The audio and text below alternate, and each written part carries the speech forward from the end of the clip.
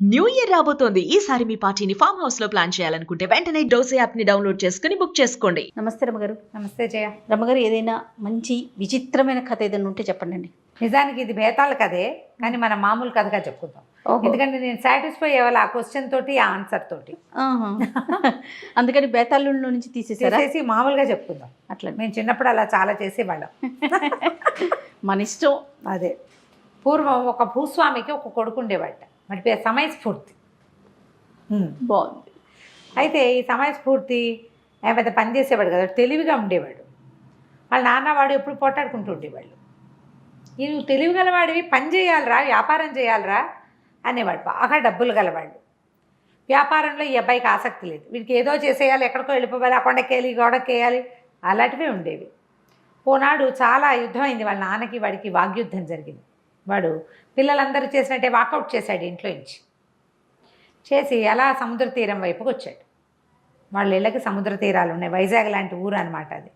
సముద్రం వైపు సముద్ర తీరంలో నడిస్తే ఇక ఈ చికాకులు తగ్గుతాయి, చల్లని గాలి వాతావరణానికి. వాడు అలా నడుస్తుంటే వాడికి ఏమనిపించింది, అబ్బా ఎంత సముద్రం ఉంది, ఊళ్ళని పడవలు వెళ్తాయి ఇక్కడి నుంచి, దేశాంతరం వెళ్ళిపోకూడదు నేను, ఈ గోలేమిటి ఈ ఊళ్ళో ఎంతసేపు, అన్నీ సాగుతాయి కానీ నాన్న ఎంతసేపు తిడతాడు, ఖాళీగా ఉన్నావంటాడు, పని చేయమంటాడు, ఆ పని ఏదో ఇక్కడెందుకు చేయాలి, ఎక్కడైనా చేద్దాం అనుకొని ఆ దేశాంతరం వెళ్ళటం గురించి ఆలోచిస్తూ రోడ్డు మీద ఉన్నవాడు కదా టటా పోయి అలలకి దగ్గరగా ఒక ఎత్తుగా రాళ్ళు ఉంటే ఆ రాళ్ల మీదకి పోయి నుంచున్నాడు. నుంచుని కాసేపు కాళ్ళు లాగవు, ఒక గట్టు మీద కూర్చున్నాడు. ఉండి ఒక్కో అలా వచ్చి ఆ కొండ రాళ్ళకి తగులుతోంది. ఆలోచిస్తున్నాడు. వేరే దేశం వెళ్తే జీవితం వెళ్ళడం మనం ఊహించుకుంటాం కదా. ఇంతలో ఏమింది, వెనకాల ఏదో సందడి వినపడింది. గుంపుగా బోళ్ళని పిశాచాలు వచ్చి వీడి వెనకాల నుంచుని. వీడంత భయస్థుడుగా, చిన్నపిల్లలకు ఒక తెంపర్తనం ఉంటుంది చూడు, పిరిగ్గా ఉండరు. సంసారాల మీద పడ్డాకి పిరికితనాలు వస్తాయి మగపిల్లలకి. ఏ బరువు బాధ్యత లేని వాడికి ఏ భయము లేదు. అమ్మో అదేమైపోతే ఇదేపోతే టెన్షన్ లేదు కదా. బరువు బాధ్యతలు లేని వాళ్ళకి పిరికితనం ఉండదు. వాడు చూస్తున్నాడు, వీళ్ళు ఏం చేస్తాయా ఇవన్నీ, ఈ పిశాచాలన్నీ చక్కగా ముసుగులేసుకుని నిలబడున్నాయి, నాకో గుర్రం, నాకో జీను, నాకో గుర్రం, నాకో జీను అని అరుస్తున్నాయి. అరుస్తుంటే సడన్గా వీడు చూశాడు, ఓ గుర్రము ఓ జీను వచ్చినాయి ఒక్కోదానికి. వీడేమనుకున్నాడు, అదేదో బాగుందని వాళ్ళది గుంపులో చేరిపోయాడు వీడు కూడా. ఈ వాడి దగ్గర ఓ తలపాగా ఉంది, దాన్ని కొంచెం వదులుగా లాక్కున్నాడు. వెనక నుంచి చూస్తే వీడు కూడా వాళ్ళతో ఉన్నట్టే ఉంది. నాకో గుర్రం జాకో జీను అని అరిచాడు. అరవంగానే వీడికో గుర్రం వీడికో జీను వచ్చింది. ఆశ్చర్యపోయాడు. గుర్రం ఎక్కేసేసరికల్లా ఏం సమయస్ఫూర్తి, నువ్వు కూడా మాతో వస్తావా అని ఒక ముసలి పిశాచం అడిగేసరికల్లా వస్తాను అన్నాడు. ఎక్కడికి వెళ్తున్నారు మీరంతా అన్నాడు. సముద్ర మధ్యంలో ఒక రాజుగారి ఇల్లు, ఆ రాజకుమార్తెకి పెళ్ళి అవుతాను, ఆ పెళ్లి చూడ్డానికి వెళ్తున్నాం, నేను కూడా వస్తా అని వాళ్ళ వెనకాల సముద్ర గర్భం అని వీడు కూడా అరిచాడు. ఇవన్నీ గుర్రాలు ఎగిరినాయి, వీడి గుర్రం కూడా ఎగిరింది ఆ జీన్ మీద. జీన్ వేసుకుని దాని మీద వీడు కూర్చున్నాడు, వాళ్ళతో పాటు పోయేసరికల్లా ఒక పెద్ద మండపం, బోళ్ళంతమంది జనాలు, గందరగోళంగా బోళ్ళంతమంది ఉన్నారు. సరే ఇక్కడ పెళ్ళి, అందరూ వచ్చి జనాలు తిరుగుతున్నారు, వీళ్ళు కూడా పోయి అక్కడ నుంచున్నారు. ఈ పిశాచాలు ఎవరికంటా వాళ్ళ మధ్యలో ఉన్న సమయస్ఫూర్తిని ఎవరూ చూడలేదు. సరే ఇదేదో బాగుంది, ఇంత ఇల్లా, సముద్ర గర్భంలో ఇంతంత బిల్డింగులు ఉంటాయా, ఇంత ఇవి ఉంటాయా, ఇంత అవి ఉంటాయా అంటే ఆ ఉంటాయి అన్నాడు. ఇంతకీ పెళ్లి కూతురేది అన్నాడు. అదిగో ఆ చూడు, ఆ గుంపు మధ్యలో వధువు వేషంలో ఉంది, కళ్యాణ బొట్టు పెట్టుకుంది పిల్ల చూడంటే, ఆ పిల్లని చూసిబడి నిర్ఘాంతపడి ఎంత అందంగా ఉందో, ఎంతో బాగుంది. వీడు ఆశ్చర్యపోయాడు, ఎంత అందంగా ఉందని. కానీ వీడు అలాగే చూడగా వీడికి తెలిసింది ఆ పిల్ల కంట్లో ఇచ్చి నీళ్లు గారుతుంది. అదేమిటి ఏడుస్తుంది పెళ్లి కూతురు అని అడిగాడు ముసలి పిశాచాన్ని. ఏడవకేం చేస్తుంది, ఆ అమ్మాయికి ఇష్టం లేని పెళ్ళి అని చెప్పింది పిశాచం. ఆ పెళ్లి తప్పించడానికే మనం ఇక్కడికి వచ్చాం. ఇక్కడంతా ఉత్సాహంగా కేరింతలు కొడుతుంది, ఇది ఒకటే ఎందుకు ఏడుస్తోందని వీడికి డౌట్ వచ్చింది. అడిగేసరికి వాడదన్నాడు, అయ్య బాబాయ్ పెళ్లి తప్పించడమే అన్నాడు. అవును, ఎందుకు ఇష్టం లేదంటే వాళ్ళ నాన్న ఈ పెళ్లి కుదిర్చాడు 3 ఏళ్ల క్రితం.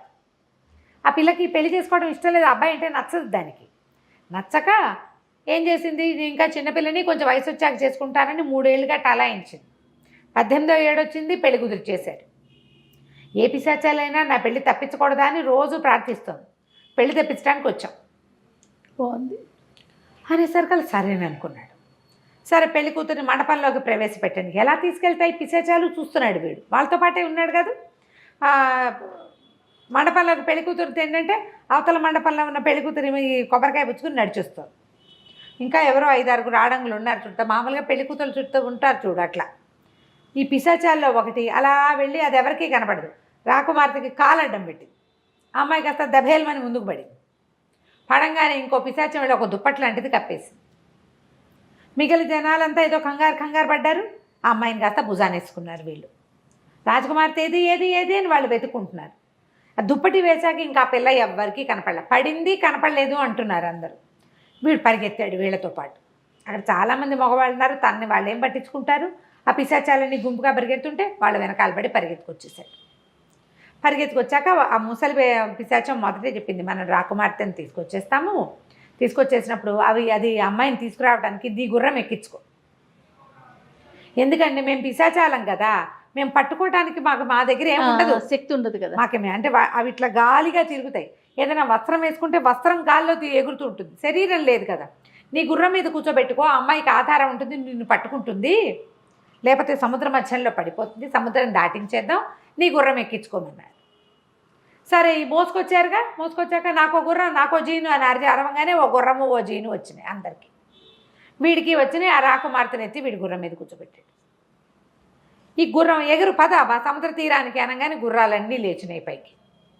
కుర్రాడికి ఏమనిపించింది సమయస్ఫూర్తికి, అయ్యో ఇప్పుడు తీసుకొచ్చి దింపేస్తే వీళ్ళకి పట్టుకోవడానికి ఆధారంగా హ్యాండిల్లాగా వచ్చినట్టున్నాను నేను.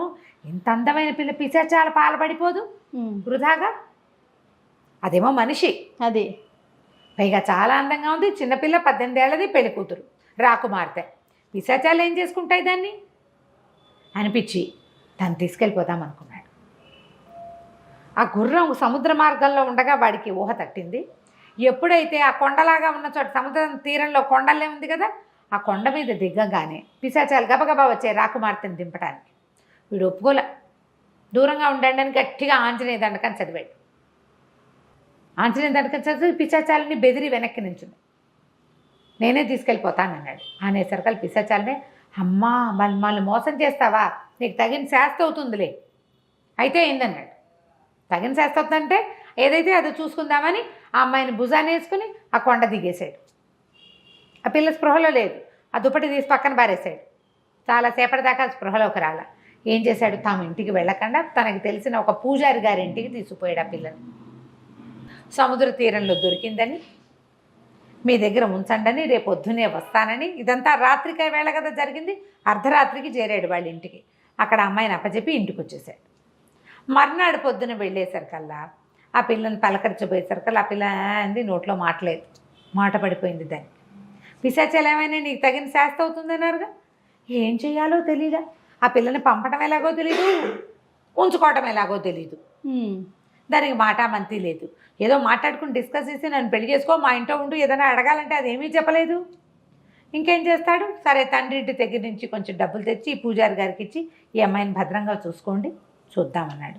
రోజు పోయేవాడు ఆ పిల్లని కలవటానికి. ఆ పిల్ల పూజారి గారి ఇంట్లో ఉండి ఏదో దేవాలయానికి పనిచేస్తూ ఇష్టం లేని పెళ్లి తప్పించుకుంది. కానీ తన ఇంటికి ఎలా వెళ్ళాలో తెలీదు, ఎవరింటికి వెళ్ళాలో తెలీదు, నోట్లో ముక్కలేదు దానికి. అయ్యో. ఇక్కడే ఉండిపోయేది.